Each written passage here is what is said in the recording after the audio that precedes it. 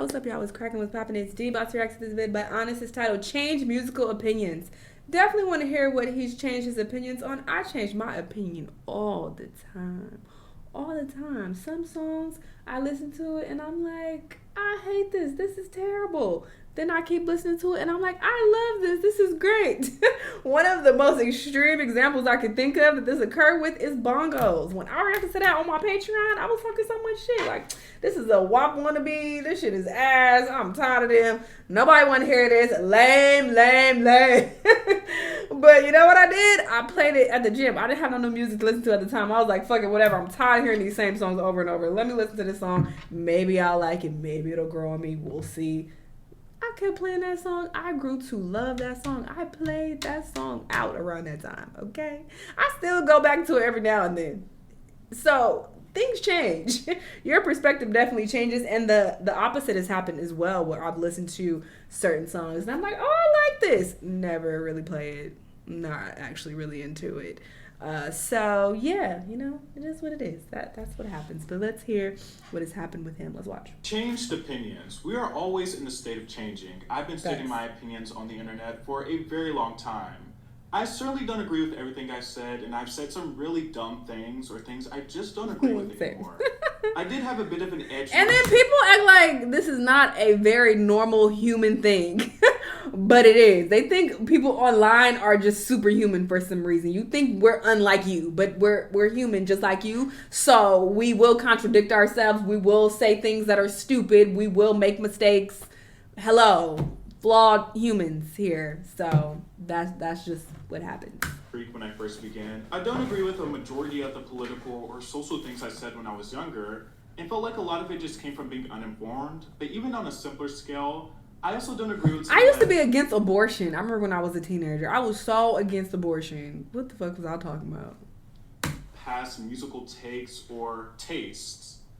And it's not uncommon to change your opinion on things as you grow. I want to make it clear that this video is not an apology, it's just acknowledgement. And I'm certainly not going to feel bad for not liking a song or album, because I'm allowed to fucking do that. Period. Stans drive me crazy with that, but exactly. I don't give a Weird ass damn. niggas. Period. If I didn't like a song or album at the moment, it is what it is. But this is just like an update for people who have watched me and some musical opinions I've outgrown. The first one I want to start with is Celine Dion. I once gave my opinions on her, and for lack of better words, I essentially said she was a mundane artist and personality. And I think my thoughts on Celine Dion came from a place of being underexposed to her. Celine is bursting with personality in her interviews and on stage. Now, I'm not going to lie and say that Celine is one of my absolute favorite artists or vocalists, but she's an absolute master of the ballad. She is one of the balladeers. And I've certainly grown appreciation and respect for her and her endurance. I feel like the things I said about Celine were just completely unnecessary. And I look back and I'm just like, why did I say that? Play some clips. She's an overall treasure. It's kind of like Dolly Parton, How could you dislike her? Even if her music isn't for you, she's a talented legend and bothers no one. Missy Elliott. Missy Elliott has really become one of my all-time favorite hip-hop and R&B artists. I never disliked Missy Elliott. I guess I was just kind of blasé about Missy until my taste expanded and I explored her discography, writing, and work at large.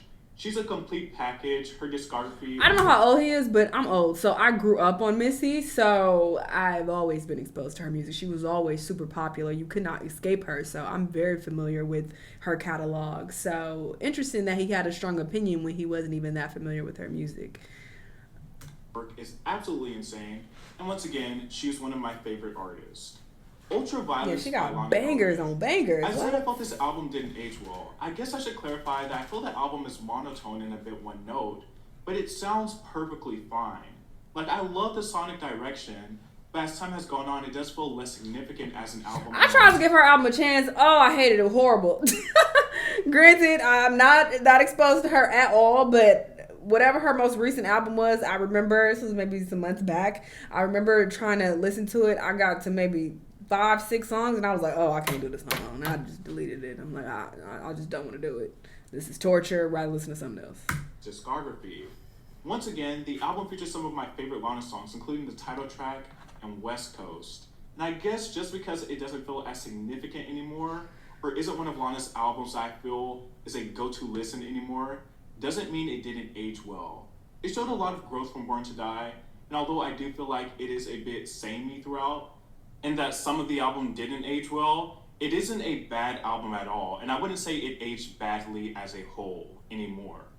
Renaissance. I liked Renaissance from the get-go. I hated And I feel it. like most times after sitting with an album... My opinion definitely changed when I went to the concert. If you on Patreon, you saw that vlog. I was on the fence about going to her concert because I'm like, I don't even like this album. But I'm like, I know so many Beyonce songs. I guess I'll go. So I went, and after witnessing the concert, there were a couple songs that I started playing. But overall, this is just my least favorite album still. The first few listens, you can tell if you're going to like it or not, or if you do like it or not. And I did like it, but it took me a while to really appreciate it and wrap my head around it, because it was so different from the Beyonce the world had come to know. Yeah. But I guess my changed opinion is that I'm not as middle of the road in my opinion on Renaissance. At the time of this video, it has become my favorite Beyonce album ever. Oh. It's so intricate and unexpected, and it's a versatile album. You can sit with it in the car, take it to the gym, or dance floor. But it's so feel good. It keeps intact those pop and R&B sensibilities while still heavily delivering on being left field. Halsey and Demi Lovato. It's not really a change of opinion on my singular takes on them when they were both causing ruckus online and I feel like just doing too much, but more so my opinion on their beef together. I guess since Halsey was on an uptick of her social media wars during that time period, it kind of overtook my opinion.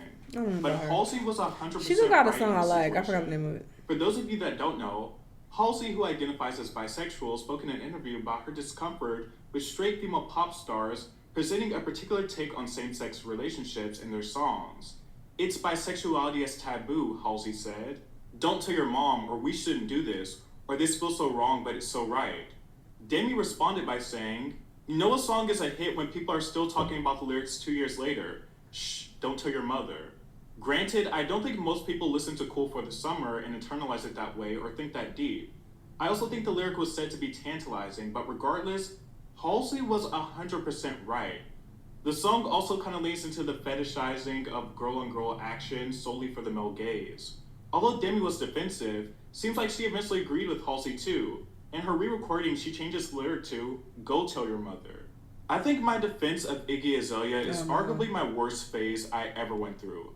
Iggy is not talented enough, her music is not good enough, and at very best, she is mid. Fancy was carried by Charlie XCX. You were back in this. Honestly, I really like Work. I think that's her best song. But I feel my defense of Iggy came from being a bit of a contrarian, as well as being a bit naive. I never really understood the gravity and optics of a white Australian woman doing a poor accent impression of black southern hip-hop until I got older. I was just like, hey, this is a catchy song. Of course I heard the conversations about it, but I never really truly understood how icky it was until I listened with mature ears. I was like, oh, she really sounded like this. I can't believe I defended this as if it was good. I like to root for an underdog every now and then, but Iggy was definitely not deserving of that. And also, Iggy's music just sucks, and her cosplay has only made the bulk of her music age like milk. Side note, whenever I hear her verse on Problem, I just wish that Ariana got someone like Nicki to rap on it instead. It makes me physically cringe. Cardi B, I've salted into Cardi and her music. I don't like her antics, and who knows if she'll ever release a second album, but her first album isn't bad. It isn't the worst thing on earth. 30 by Adele. If I'm being honest, 30 has left little to no impression on me. I don't think it's bad, but it's just not very memorable. It's well produced, Adele sounds great, but a lot of the songs don't have that fire under them.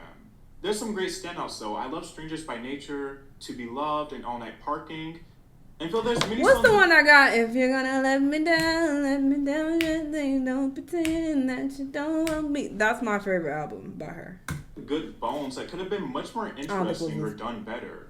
When I ranked Adele's albums, I ranked 19 last. But I disagree now. I didn't know she had 19 has become my second favorite Adele album, only behind, of course, I think 21, this is the one I like. While 30 has become my least favorite Adele album. Excuse me. I appreciate how personal she got, but I wish the production and melodies were more stand out. And that about concludes my changed opinions. Period. And he's entitled to his opinions. You know, that's how he feels. We don't have to agree to his opinions. But interesting takes. Y'all let me know what y'all think about all this. Let me know what other videos you want to watch, and I'll see you on the next one. Bye.